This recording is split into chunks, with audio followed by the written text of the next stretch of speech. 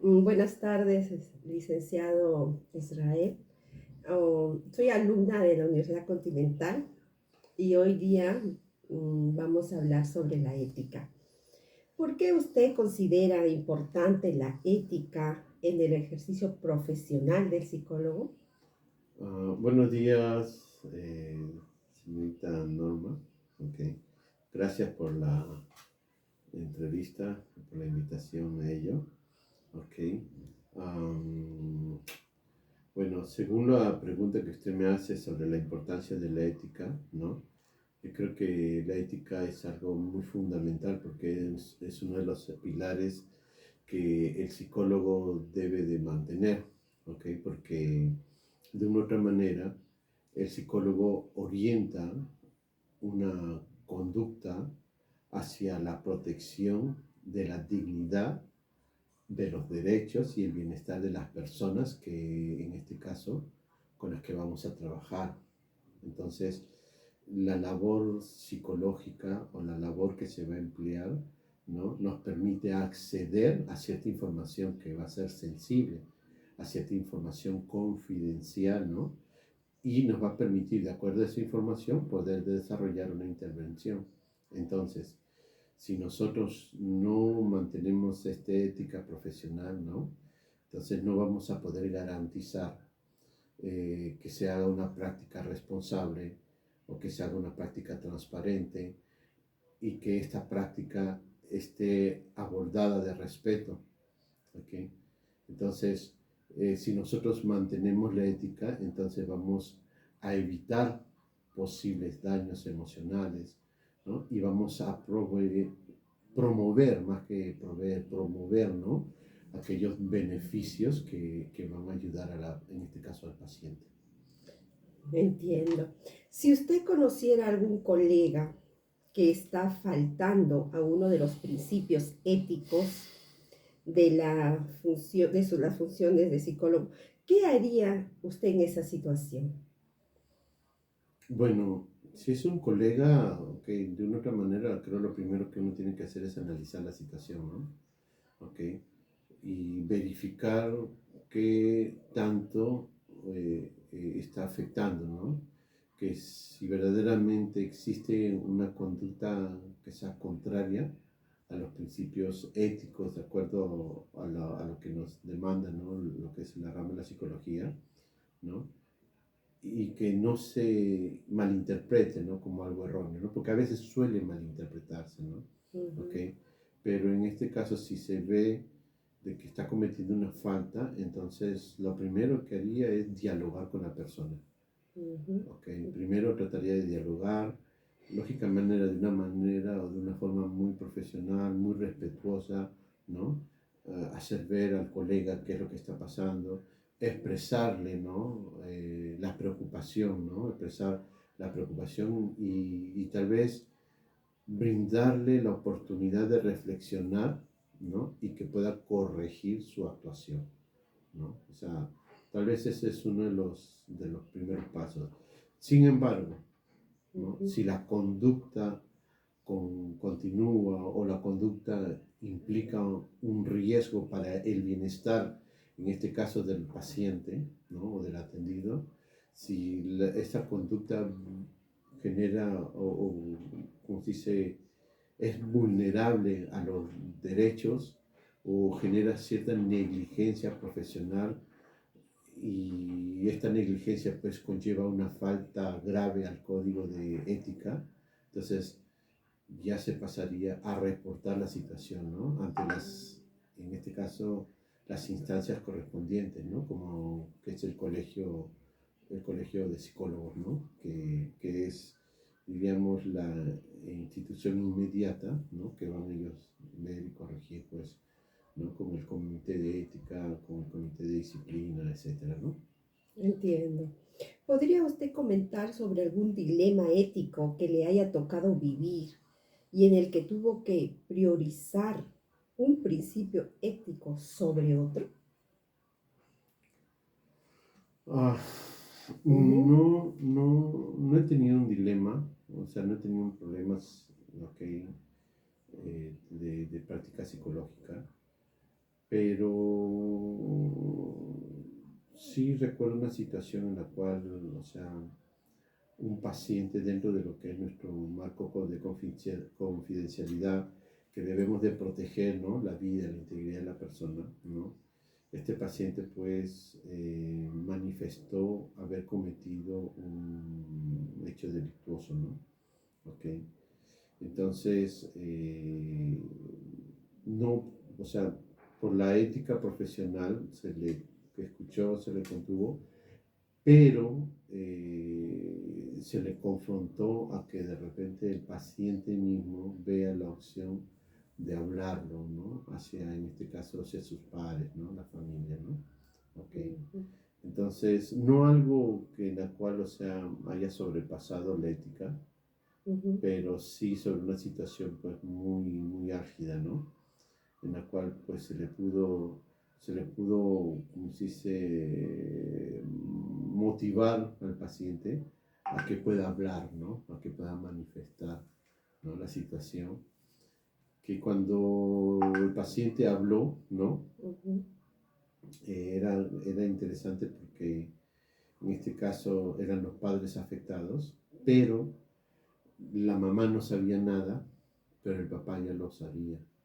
mm, Pero el papá durante el tiempo, porque no fueron meses, sino fueron años, el papá supo cubrirla y protegerla, ¿no? La protegió, la cubrió, ujú, ¿no? ujú, Entonces cuando ella manifiesta con la carga emocional, el pesar, ¿no? El papá actuó tranquilo, ¿no? Y le dijo, no te preocupes, hija, yo ya lo sabía. Entonces la hija se queda sorprendida y dice, ¿sí lo sabías? Y nunca me dijiste nada. No, dice, porque yo sabía que tú estabas mal y quería acompañarte. La ujú, que sí entró en una crisis fue la mamá, ujú, ¿no? Entonces como que la mamá dijo, tú lo sabías y nunca me dijiste nada, han pasado 7 años y tú lo tenías guardado. Y el papá le dijo, es que ella es mi hija y tenía que protegerla, ¿no? O sea, ujú, me gustó esa acción, ¿no? Entonces, ¿qué más el padre, ¿no?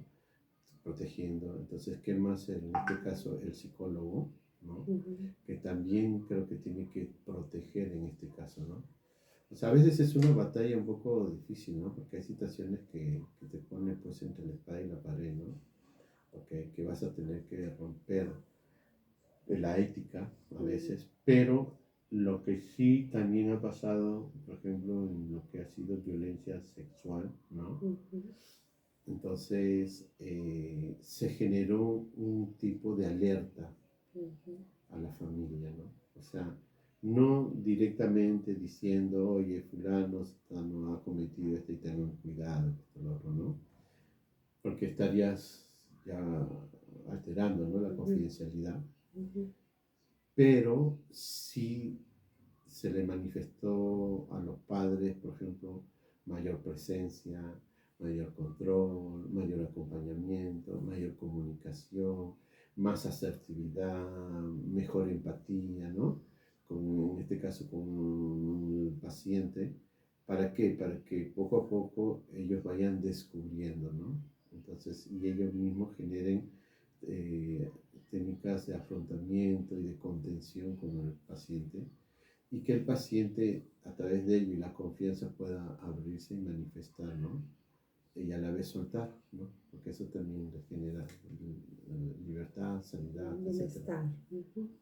Desde su experiencia profesional, ¿cuáles considera que son los valores más importantes que debe tener un psicólogo?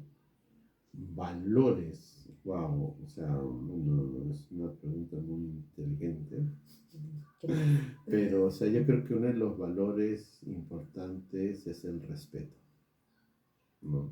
Ujú, O sea, tal vez si vemos un orden puede ser el respeto, ¿no? Porque el respeto de una otra manera es reconocer la dignidad, es reconocer la diversidad y los derechos de cada persona sin discriminarlos, ¿no? Entonces yo creo que por ahí comenzamos con el respeto. Después creo que viene la responsabilidad, ¿no? Debemos aprender a ser responsables, ¿no? O sea, responsables de cuidar adecuadamente como profesionales que somos, ¿no? cuidar en este caso al paciente y también asumir las consecuencias de las decisiones que vamos a tomar, ¿no? Entonces tenemos que ser responsables. Yo creo que después de la responsabilidad le sigue la empatía, ¿no? O sea, también es otro valor que se debe resaltar, la empatía. ¿Por qué? Porque en este caso el psicólogo, al ser empático, va a comprender las experiencias, ¿no? Va a comprender las emociones, ¿no? Va a desarrollar una actitud de aceptación, y va a ser sensible también, ¿no? A lo que está manifestando en este caso el paciente. No ser vertical, radical, ¿no? Porque el psicólogo no es juez, el psicólogo no es un fiscal para condenar, ¿no? ¿Okay? Y yo creo que después de ello viene la honestidad, ¿no? ¿Por qué? Porque la honestidad tiene que ver con ese actuar con transparencia, ¿no? Decir las cosas como son, ¿no? Frente a una evaluación, frente a un diagnóstico, ¿no? Frente a una intervención psicológica, decirle, no pintar ni colorear las cosas, o sea, saber cómo decírselo sin hacer sentir mal a la persona y más bien generar la necesidad de cambio, ¿no? Generar la necesidad de cambio. ¿Okay? Después viene lo que es lo que estábamos hablando puntos atrás, que es la confidencialidad, ¿no? Porque si no hay confidencialidad, entonces ¿cómo podemos desarrollar confianza? Entonces, pero si hay confidencialidad, esto va a permitir que proteger la información, en este caso del paciente, Sí. ¿no? Durante todo el ejercicio profesional, ¿no? Proteger al paciente, ¿no? Y lógicamente pues viene ese compromiso, ¿no? El compromiso de que uno tiene que generar el bienestar humano, ¿no? Compromiso de bienestar humano, que es priorizar el beneficio, priorizar su desarrollo, integrar a las personas a su entorno o las personas que son atendidas, ¿no? Entonces yo creo que son algunos, ¿no? Porque tal vez habría una lista larga, Sí. pero creo que son los más justos Los y más necesarios, ¿no? importantes que usted considera. ¿Qué recomendaciones le daría usted a los estudiantes de psicología respecto al manejo de la ética de la ética? ¿Cuáles serían sus recomendaciones? Yo creo que uno nunca deja de aprender. Y lo que yo les recomendaría es que ellos sigan estudiando, que sigan investigando, ¿no? Que conozcan bien lo que es el código de ética profesional, ¿no? Porque si aplicas ese código de ética que está en un lineamiento, ¿no? Regido de un colegio de psicólogos, en este caso, ¿no? Esto te va a permitir también ser una persona diferente, porque no solamente es que lo practiques cuando estás en tu modo psicólogo, sino también como ser humano, como persona, ¿no? Entonces, tal vez otra recomendación es que siempre mantengan una actitud, ¿no? De aprendizaje, ¿no? Una actitud de actualización, de que estén siempre buscando actualizarse, o sea, no quedarse con lo que simplemente nos han dicho o que lo que la universidad nos dijo, ¿no? Porque a veces nos parametramos, no es que la universidad dijo así, el magíster o el doctor o el licenciado dijo esto y ahí es ley, no, sino que siempre anhelamos buscar más, indagar más, averiguar más, ¿no?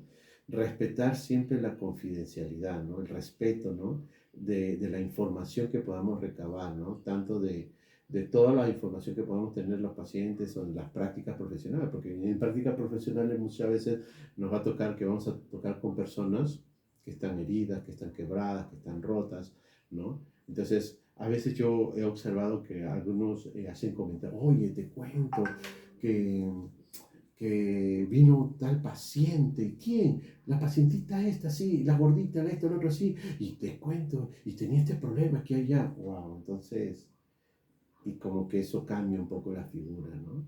Entonces, yo creo que de repente si vas a hablar del caso, habla del caso, pero no de la persona, ¿no? Un poco porque a veces es conversar, oye, mira, tengo esta situación, tengo esta casuística, ¿qué me sugiere? A veces entre profesionales nos juntamos, mira, ¿qué podemos hacer? ¿Qué plan de intervención puedo desarrollar? ¿O qué me sugieres? O de repente tú tienes, porque nadie lo sabe todo, ¿ok? Pero como dice un viejo libro, dice, ¿no? ¿Cómo dice? En la abundancia de los consejeros está la sabiduría, ¿no? Entonces, si hay muchos consejeros que puedan aportar, entonces vamos a tener una palabra de sabiduría, ¿no? Otro punto importante también es reconocer los límites. O sea, Ujú. yo creo que cada estudiante debe reconocer sus límites. ¿Okay? Número uno, no lo sé todo. Ah, qué ¿Okay? bueno. Y número dos, estoy aprendiendo. Y siempre voy a tener la actitud de aprendizaje. O sea, siempre voy a tener la actitud, ojo, ¿no? O sea, Ujú. de querer seguir aprendiendo, ¿no? ¿Okay? De seguir siendo un discípulo, ¿no? O sea, siempre tengo un maestro, pero tengo un discípulo. Entonces, prefiero ser discípulo porque quiero seguir aprendiendo. El Ujú. día que a veces dejemos de querer ser discípulos es el día que de repente ya no queremos aprender. Pero también detrás de nosotros vamos a tener discípulos. O sea, vamos a tener gente que también quiere aprender. Entonces, que ese legado no termine, ¿no? O sea, yo siga siendo estudiante, siga teniendo la actitud de querer aprender, ¿no? ¿Ok? Otro punto importante también es buscar lo que es la opinión o la supervisión profesional, ¿no? O Ujú. sea, hay cosas que yo no sé, tengo límites, pero de repente alguien se lo sabe. Entonces, tener esa actitud humilde, ¿no? De saber pedir un consejo, de buscar diferentes conceptos a las situaciones complejas o a los dilemas que se me presenten, ¿no? Actuar siempre con esa actitud de beneficio en cuanto a las personas atendidas, ¿no? O sea, evitando cualquier situación que se malinterprete como una explotación o como una discriminación o como un conflicto de intereses, ¿no? O sea, evitar todo ello, ¿no? Desarrollar habilidades de autorreflexión, ¿no? Ujú. Desarrollar habilidades donde uno me esté evaluando yo constantemente, Ujú. ¿ok? Como dije al inicio, yo no lo sé todo, pero me voy a ir evaluando constantemente, ¿no? En cuanto a mis creencias, en cuanto a los valores, en cuanto a las emociones que pueden influir, ¿no? En nuestra práctica o en la práctica profesional que desarrolla en este caso el estudiante, ¿no? Y Entiendo. podría seguir enumerando algunos puntos Sí. más, pero como te digo, o Ujú. sea, la ética no debe de entenderse como algo único dentro del conjunto de normas, ¿no? Sino que debe enfocarse más como un compromiso que debe permanecer, ¿no? Un compromiso permanente hacia la dignidad de la persona, hacia la dignidad humana, la responsabilidad profesional, ¿no? El bienestar que yo deseo para la sociedad en este caso, ¿no? Porque una persona X, un paciente, está en medio de un sistema social.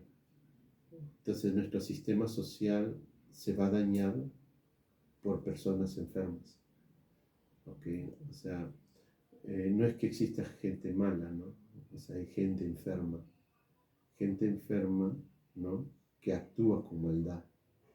Entonces nosotros como profesionales de la salud mental debemos de poder dar ese soporte, ¿no? Ujú. Pero ¿qué soporte vamos a dar si nosotros mismos no nos confrontamos, ¿no? Entonces, no hay ética, no hay principios, no hay valores. Entiendo. Muchísimas gracias por esta entrevista, licenciado. Dios lo bendiga. Gracias.